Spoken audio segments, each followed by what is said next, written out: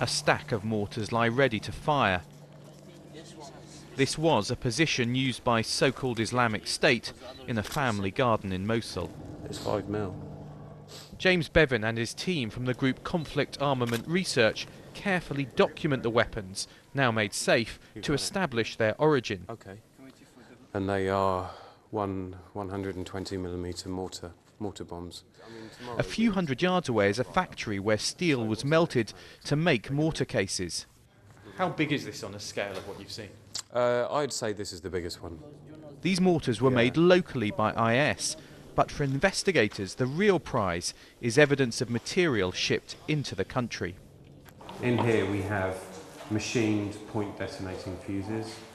At a church in a nearby Christian town, there's evidence of IS making explosives. On the floor are raw materials and a set of instructions for how to mix them, which we've obscured. But not everything is homegrown. Around the pews are bags of industrial chemicals only sold on the Turkish domestic market that the group has been tracing. I mean, there's a lot of blood around, but...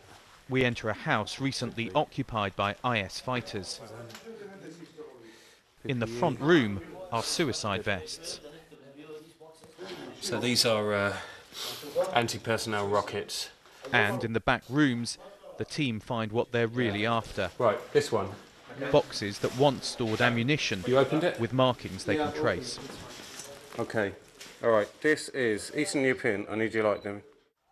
The arms trade is a murky world, but this group has been able to trace where IS gets much of its munitions from, and the answers are surprising.